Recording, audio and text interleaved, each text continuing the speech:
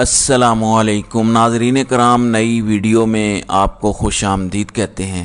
एक बार फिर मंसूबा साज़ों ने माइनस इमरान ख़ान की गेम डालना शुरू कर दी है। इस सिलसिले में एक बयानिया भी बनाया जा रहा है। मैं कुछ चीज़ें आपको क्लियर करना चाहता हूँ। एक मुलाकात का ज़िक्र भी बहुत ज़्यादा है। फजलुर रहमान से तहरीक इंसाफ के वफ़द की बड़े खुशगवार माहौल में मुलाकात हुई है, ये भी आपके सामने है, आप देख सकते हैं। और इस मुलाकात से बहुत सारे नताइज अख़ज़ किए जा रहे हैं और मैं आपको उन तमाम नताइज से भी आगाह करता हूँ। लेकिन इसमें एक बड़ी सिंबॉलिक चीज़ है, वो आपको पहले दिखाना ज़रूरी समझता हूँ। पाकिस्तान तहरीक इंसाफ के वफ़द ने फजलुर रहमान की इमामत में नमाज भी अदा की। ये बड़ी सिंबॉलिक चीज़ है। मैं क्यों ऐसे बात कर रहा हूँ? किसी से मुलाकात करना किसी भी वजह से किसी का अफसोस करने के लिए या सियासी मामलात वगैरह एक डिफरेंट बात होती है। फजलुर रहमान इमरान ख़ान को यहूदी एजेंट कहते हैं और अभी से एक हफ़्ता पहले तक भी उनके बयानात मौजूद हैं, जबकि अब तहरीक इंसाफ का वफ़द उनकी इमामत में नमाज पढ़ रहा है। तो इस वफ़द में जो लोग शामिल हैं वो बड़े इंटरेस्टिंग करैक्टर्स हैं सारे। उनकी वजह से वो सारे ख़दशात जन्म ले रहे हैं। इस पे मैं बात करता हूँ आगे जाके, लेकिन सिर्फ याद दहानी करवा दूँ कि ये कोई बड़ी सिंबॉलिक चीज़ है।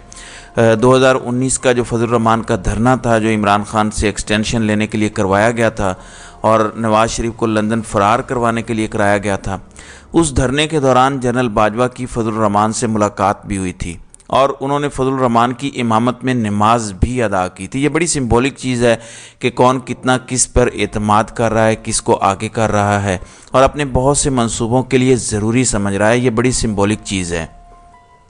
नाज़रीन कराम, अब ज़रा हालात का और सूरत हाल का थोड़ा सा जायज़ा लेते हैं। जो लोग मिलने गए हैं, अली मोहम्मद ख़ान गिरफ़्तार होते हैं, शहरयार अफरीदी भी गिरफ़्तार होते हैं, लेकिन दोनों के साथ रवैयों में बहुत ज़्यादा डिफरेंस नज़र आया। शहरयार अफरीदी का तो ऐसे लगता है कि मार मार कर बुरा हशर किया हुआ है।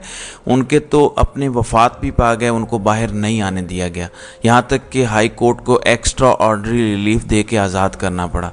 फिर भी उन पर कुछ पाबंदियाँ लगा दी गई कि वो एक बयान भी सियासी नहीं दे सकते। इसी तरह अली मोहम्मद ख़ान जब जेल से बाहर निकले तो बड़े बेहतरीन कपड़े बाल बने हुए, कोई पता नहीं कि वो जेल में थे या नहीं। फिर तब से लेकर अब तक दोबारा उन पे कोई मुश्किल नहीं आई। हालांकि खैबर पख्तूनख्वा में सुप्रीम कोर्ट ने फिर से इंटरवेंशन करके पकड़ दकड़ की इजाज़त दे दी है, लेकिन उन पर कोई मुश्किल नहीं आई। एक वो थे इस वफ़द में, एक असद कैसर, जिन्होंने परवेज़ खटक के साथ प्रेस कॉन्फ्रेंस में शिरकत ज़रूर की थी, लेकिन उसके बाद दोबारा इमरान ख़ान से रुजू करके कहा था कि मैं तो इमरान ख़ान के साथ हूँ। इन पर भी उस प्रेस कॉन्फ्रेंस के बाद कोई मुश्किल नहीं आई। जिस अदालत में जाते हैं वहाँ से बेल भी मिल जाती है और मज़ीद कोई गिरफ़्तारी का ख़दशा भी अब तक ज़ाहिर नहीं हुआ। और अब वो नमूदार होते हैं फजलुर रहमान के डेरे पर। मज़ीद भी कुछ लोग हैं जिनका नाम लेना ज़रूरी नहीं है, लेकिन ये दो मेन लोग हैं। ख़दशात इसलिए जन्म ले रहे हैं कि एक तरफ इनके साथ बड़े फ्रेंडली माहौल में मामलात चल रहे हैं और दूसरी तरफ ये एक्टिव भी हैं। तो एक तो मैं ये बात क्लियर कर दूं कि इस टाइम जो ग्राउंड रियलिटी है, जो फैसला साज़ों को समझ नहीं आ रही, वो 90 की दहाई में जी रहे हैं। इस वक्त इमरान ख़ान ही सब कुछ है। माइनस इमरान ख़ान आप सिस्टम नहीं चला सकते। इनको गलत रिपोर्टें दी जा रही हैं।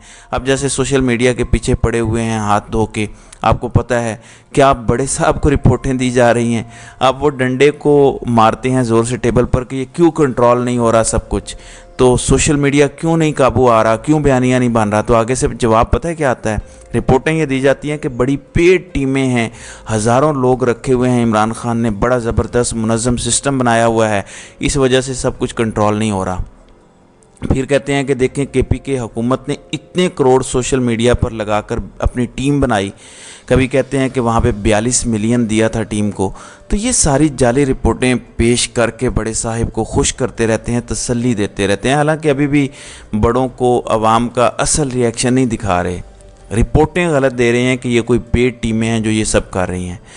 नाज़रीन कराम, दुनिया का कोई एक मुल्क मुझे दिखा दें जो उन नौजवानों को अपना दुश्मन बना रहा हो, जो हुब्बुल वतनी के जज्बे से सरशार हैं, जो अपना काम छोड़ के, अपना नुकसान करके, अपने पास से पैसे लगा के रियासत को डिफेंड करते हैं। आपको पता है कि पाकिस्तानी नौजवान क्या फ़ैसला कर चुके हैं कि अब न किसी सियासी लीडर के पीछे आंखें बंद करके खड़े होना है, اور نہ ادارے کا آنکھیں بند کر کے دفاع کرنا ہے، صرف پاکستان کا دفاع کرنا ہے۔ اگر کوئی سیاستدان پاکستان کے ساتھ کھڑا ہوگا تو نوجوان اس کے ساتھ کھڑے ہو جائیں گے، اگر کوئی ادارہ پاکستان کے حق میں بہتر کام کر رہا ہوگا تو نوجوان اس کے ساتھ بھی کھڑے ہوں گے۔ اگر کوئی سیاستدان اور کوئی ادارہ دونوں مل کے پاکستان کے حق میں بہتر ہوں گے تو وہ نوجوان مفت میں دونوں کا دفاع کرے گا، کوئی پیسہ نہیں لے گا۔ لیکن اگر کوئی سیاستدان پاکستان کے خلاف کام کر رہا ہو تو وہ نوجوان فی سبیل اللہ پاکستان کی خاطر اس کو بے نقاب کرے گا، اور اسی طرح اگر کوئی ادارہ پاکستان کے مفادات کے خلاف کام کر رہا ہے تو وہ نوجوان فی سبیل اللہ اس ادارے کو بھی بے نقاب کریں گے۔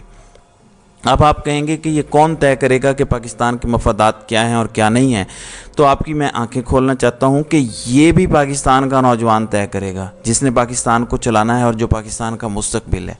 پاکستان کی عوام طے کرے گی، پاکستان کے نوجوان طے کریں گے جو پاکستان کی ٹوٹل آبادی کا 66% ہیں، یعنی جمہوری طور پر انہی کی رائے اور انہی کا فیصلہ مقدم ہوگا ہر چیز پر۔ ٹوٹل آبادی کا 66% نوجوان ہیں، تو پاکستان کا مفاد بھی نوجوان ہی طے کریں گے، پاکستان کی ریڈ لائنز بھی پاکستان کے نوجوان طے کریں گے، پاکستان کا دفاع بھی پاکستان کے نوجوان کریں گے، اور ناقابل تسخیر دفاع بھی نوجوانوں کی وجہ سے ہوگا۔